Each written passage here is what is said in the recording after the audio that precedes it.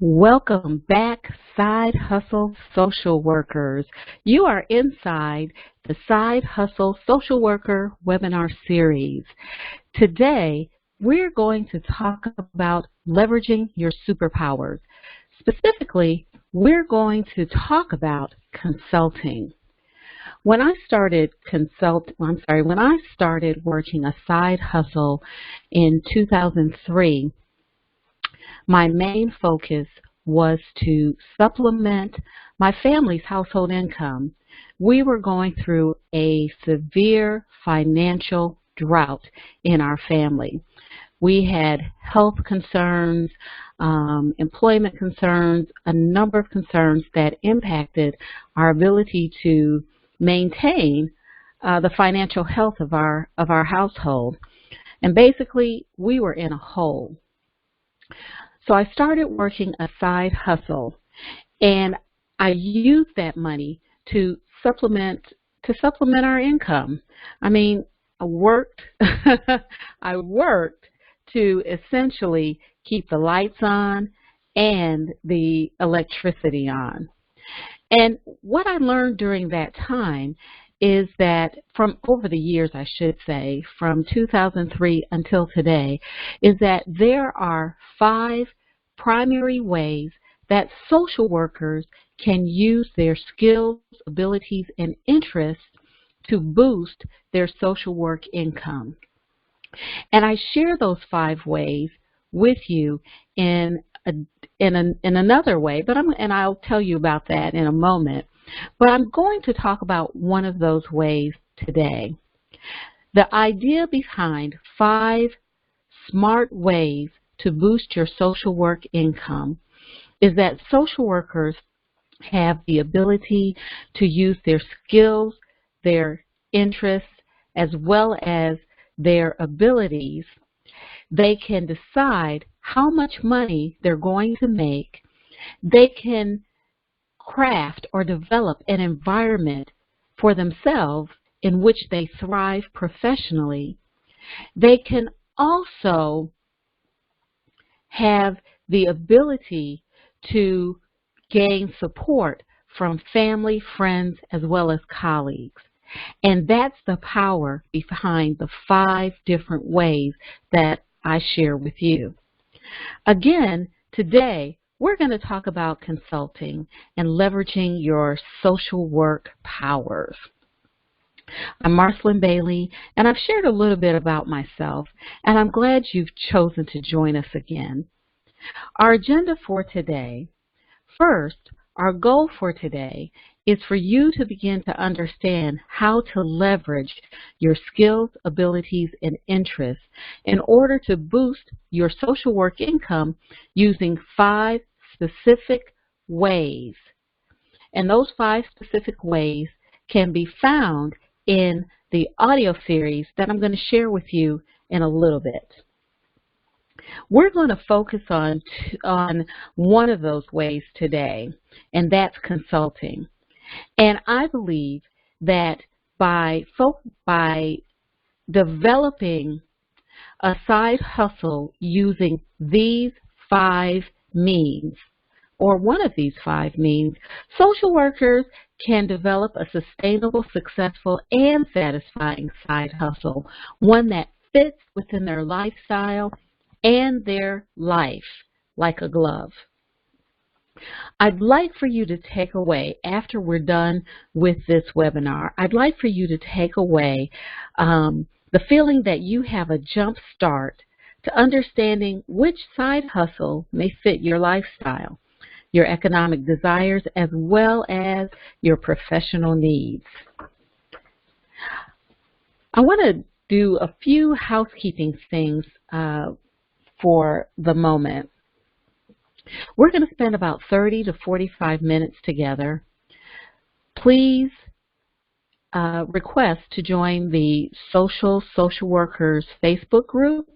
It's a private Facebook group, and once you're admitted, you'll be able to post comments or questions. I also ask that you share the Side Hustle Social Worker webinar series with your social work colleagues or social work friends. Let them know what we're doing. You can find me on Facebook at For Real Social Workers Online Magazine, as well as M.L. Bailey Consultants Incorporated. I'm also on Twitter under the name at HappyN30. That's Happy, HAPPYIN, the numeral 30. So you can also find me there. And yes, I'm on Twitter, but to be honest, I don't do Twitter very much. I don't tweet very much because time-wise, I just don't have that kind of time. It's hard for me to jump in and jump out like that. So at this point, I'm not tweeting a lot, but you can certainly find me at the numeral 4, REALSWS, Social Workers. Okay, and last but not least, I invite you to sign up for our newsletter. And you can do that by going to the For Real Social Workers Online Magazine website and finding the form in the sidebar. Let's do a quick review. First of all, in the webinar 5 Smart Questions, we reviewed 5 questions that help you establish a firm foundation for the side hustle that you want that also fits within your lifestyle and your personal life. The idea behind having a sustainable, successful, and satisfying side hustle is that that side hustle, that second job, that part-time gig is going to fit within your lifestyle. It's not going to take away from your family. It's not going to take away from your self-care time. It's not going to take away from those things that you enjoy doing. It is going to add, because it's going to supplement your income and provide disposable income for you. We covered those 5 questions, and the questions that we covered were basically, what are your skills, abilities, and interests? How much money do you want to make? What outcome will you provide? Where do you want to work? And who will support you in this venture? If you haven't had an opportunity to watch that webinar session, of course I'm going to point you to that and suggest that you do watch it. I think it'll give you some insights. Also, this particular webinar, Leveraging Your Social Work Superpowers, is based on the 5 Smart Ways to Boost Your Social Work Income audio series. Now, this is a 9-part audio series that I recorded that goes over the 5 smart ways. And those smart ways are the ways in which I believe that social workers can maximize their earning potential via a side hustle.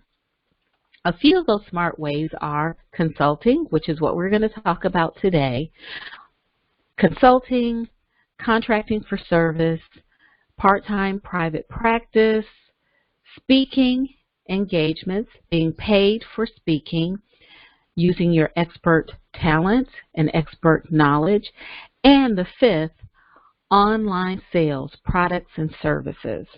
Okay, so in this audio series, I review what each of those side hustles are, what each of those ways are, and I go in depth talking about how people hire you, what they're looking for, what you will need to provide, the skills and abilities that you need, as well as the strengths that you need. So it's a very comprehensive overview. It's a comprehensive study into the 5 smart ways. Also, I also include an additional audio series. And in this bonus audio series, I actually share my answers to the 5 SMART questions. I tell you how I answer the questions for myself, and I also take you through the thought process that I used in order to answer those questions. Okay, so let's get into our discussion for today. If you do a search of skills that a consultant needs, you'll probably find a list similar to the one that's on this slide: professionalism, time management, judgment, team orientation, communication, and expert knowledge. Of course, this list isn't exhaustive. The thing to be aware of is that these are important skills that are useful in each of the 5 SMART ways that I discussed in the audio series, the audio series that I just shared with you. I listed them here because I wanted to illustrate a point I made in the previous webinar, 5 SMART questions. These words represent skill groupings. And what this means is that each skill is comprised of independent skills that fall under that umbrella. Under the skill professionalism, there are a number of different skills and abilities that fall under professionalism. Same with time management, same with judgment, same with team orientation, same with communication and expert knowledge. These skill groupings should be broken down into individual skills. Now, when you make a list of the individual skills, you also have a way of demonstrating your success in using those skills. Breaking these skill groupings down will provide you with clarity regarding the specific skill set that you possess.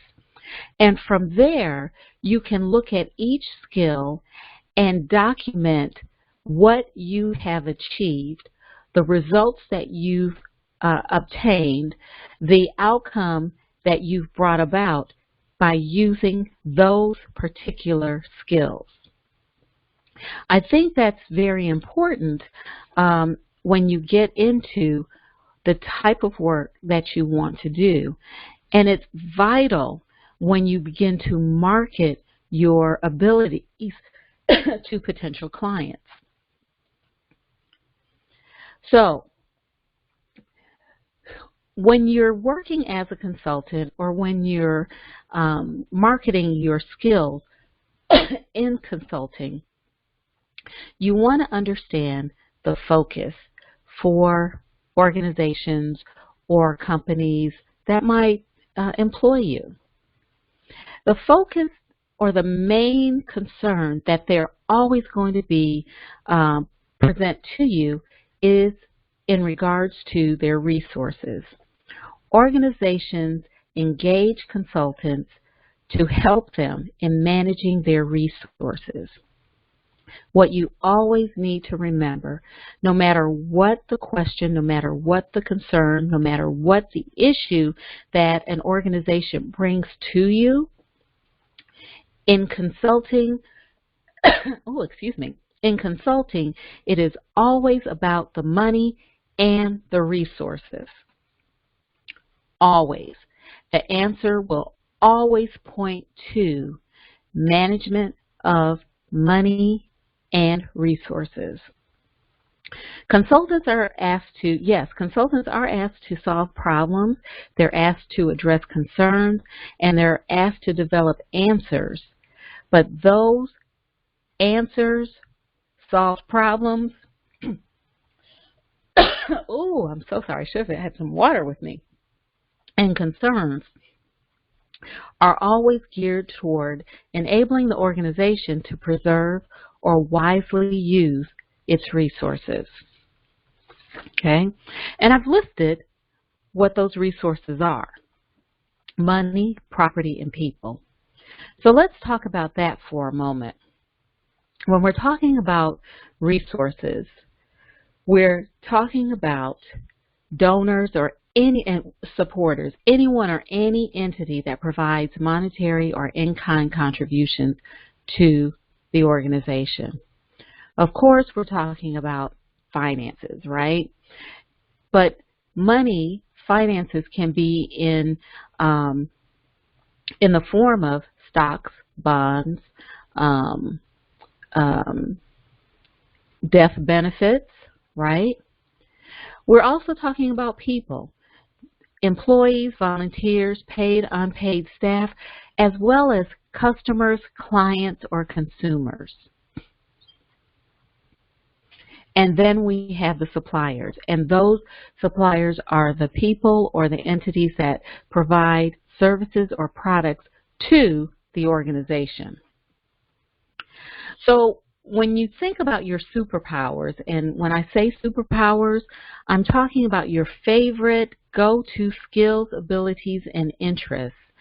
Think how you can specifically address these resource areas.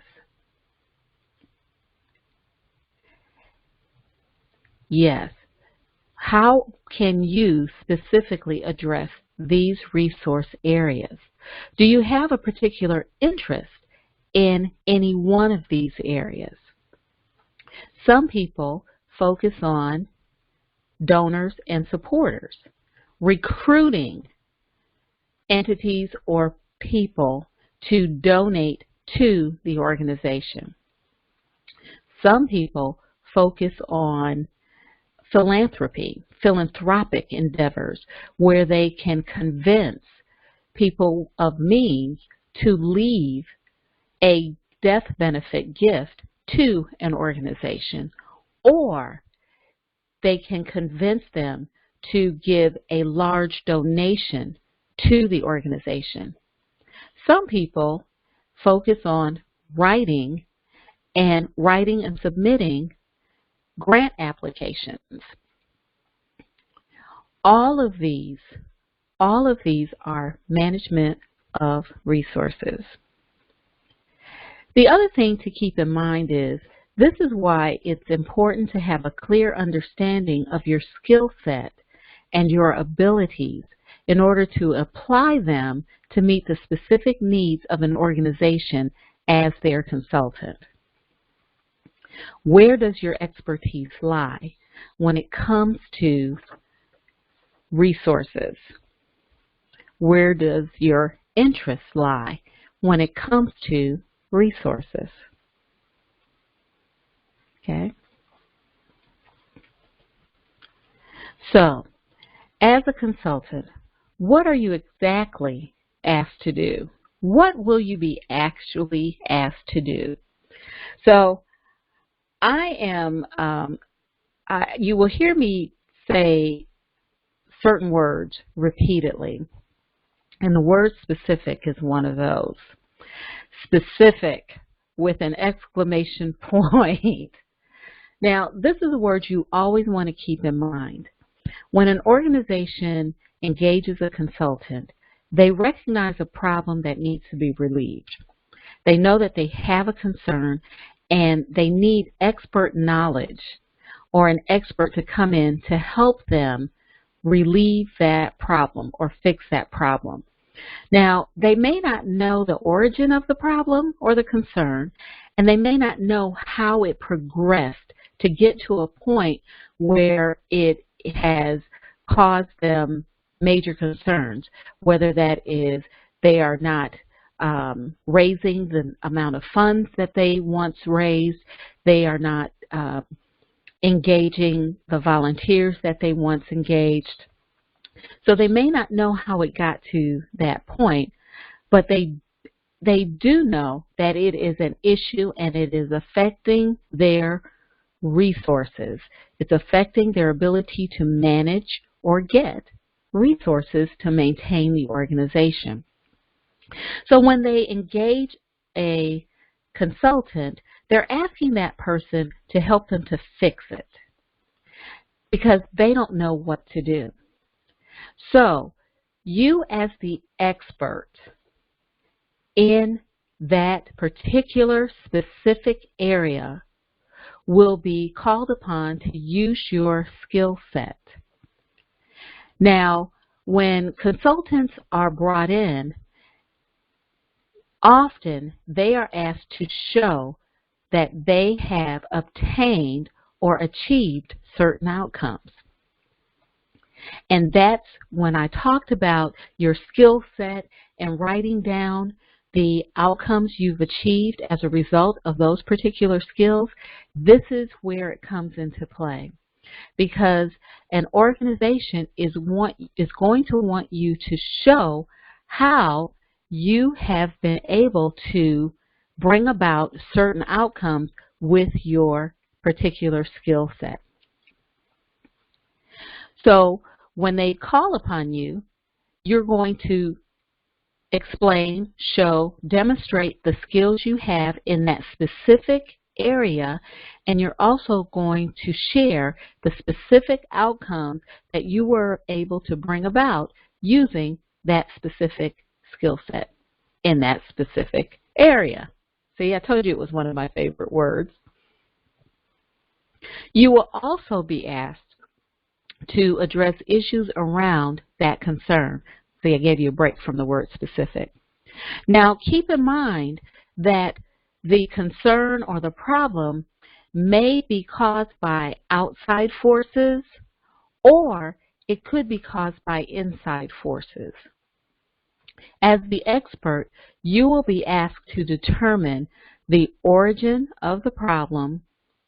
You will be asked to determine how that problem progressed, and you will be asked to develop a solution for the concern as presented and based on the information that you found.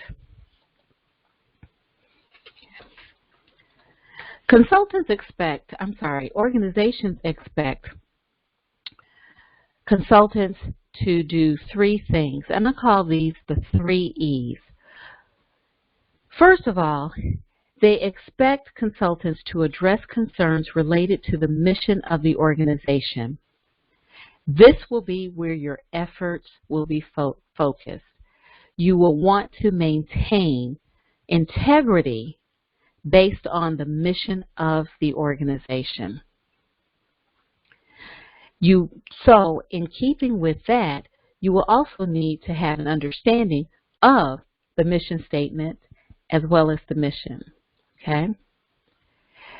Organizations expect you to meet goals and objectives in a timely manner. As the consultant, you will have an opportunity and input into setting realistic deadlines and time markers for yourself as well as the organization. You will have the opportunity as well as the ability to tell the organization how you're going to proceed in solving the problem. Use that opportunity. Again, as social workers, we are so accustomed to thinking about our work from a top-down standpoint. We do what our supervisor or the administration tells us, and often we don't stray from the structure that they've set around us.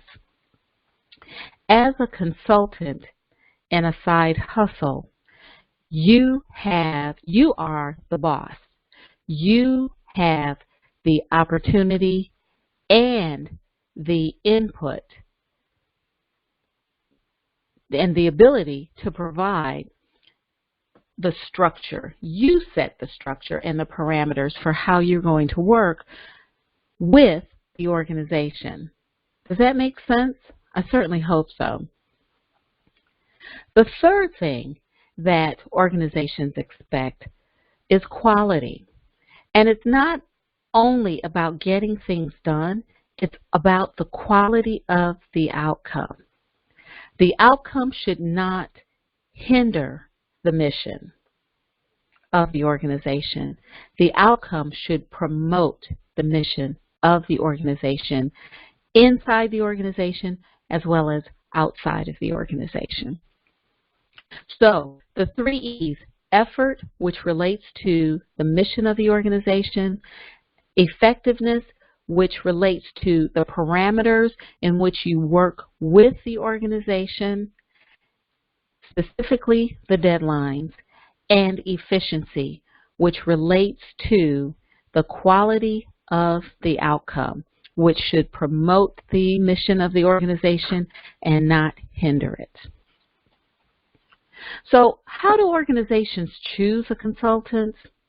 We've talked about what they expect. We've talked about what causes them to seek out a consultant. And we've talked about their focus. So how do organizations choose a consultant? Well, primarily they get recommendations. They get recommendations from community leaders, associations, industry leaders, trade publications, as well as colleagues. They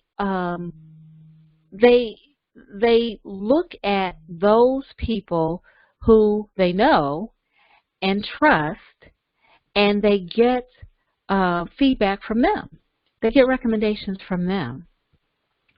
So this is very key, especially when you have a side hustle consulting business.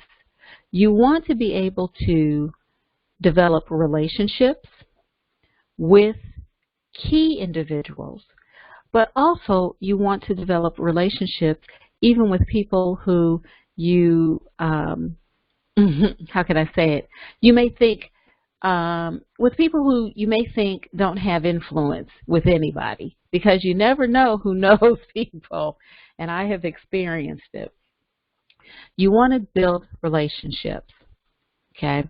And at some point, I'll talk about relationships versus networking, but not in this particular session. But yes, so organizations get recommendations from individuals based on what they've read or what they've seen about consultants' work. They also choose based on the presenting problem, and we've talked about that earlier. What the things that cause an organization to choose a consultant. And remember, they're going to choose a consultant based on a specific problem or concern. And that specific problem or concern is going to require a specific skill set in order to relieve it. They will also choose a consultant based on the reputation of the consultant. And the reputation of the consultant is based on that person's knowledge, ability, work ethic, as well as the outcomes that that consultant brought about. That is so key. I can't emphasize that more. Outcomes is your selling point. They want to know the finished product that you were able to achieve using your skills, abilities, and interests. Organizations will also choose a consultant based on the best value for their money. Now, social workers may focus on nonprofit organizations, and when you think about nonprofit organizations, they're not going to have a whole lot of money to spend. They may be able to hire consultants using grant funding. So you want to keep that in mind, that they're going to want the best value for their dollars. And who doesn't, right? Who doesn't? Okay. So what kind of strengths or skills do you need in order to be an effective side hustle consultant? Well, you need to be able to think logically. And that means that you should have an understanding, the ability to understand and explain complex as well as simple ideas with clarity. You want to be able to you want to be able to grasp the concern quickly, and you also want to be able to explain the fix, the solution with clarity. You should also have the ability to see the big picture and how the concern or the problem impacts the system, the organization. Okay? So in that regard, you should have a systems perspective. And social workers are trained in systems. So this is one of the reasons consulting is a key, one of the 5 smart ways to boost your social work income, because we are trained to work in and to develop systems. So you should be able to think logically and have the ability to come up with a solution based on analytical decision making. Also, you want to have the ability to analyze the information and the data without being in the weeds, being stuck in the weeds. You should be able to weed out any unnecessary, trivial, filler information. You know, when you're working as a consultant, someone may come up to you and talk to you about a problem that they are personally having, that they want to make it seem as if it is the organization's problem. You want to be able to filter all of that out and just analyze the information and data that's directly related to the specific concern that you're working on. Now, the antithesis of this is you also want to be able to recognize information that impacts that specific concern that may not be a part of the data or information that you've been given. Okay? Next, you want to be able to hear what is said clearly and have an understanding of what is said, but you also want to hear clearly what is not said and have an understanding of how all of that impacts the actions and the thought process within the organization. So communication is very key. And remember, when we talked about communication, communication is a skill grouping, and there are many individual skills that fall under communication. You will need to use your entire repertoire of individual skills under the grouping of communication. Being able to read the sights that you see, the body language, the inflection, the tone, and read between the lines in order to gain or gather the information that you need to solve the organization's problem. Additionally, you want to have the ability to interpret and understand the intended and the unintended meaning as it relates to the problem you're working on and the solution that you're going to provide. Another strength that the organization will expect and that a consultant should bring to the table is the ability to think outside the box, not present some repackaged, reworked, or overdone idea. And you want to present what works for that organization.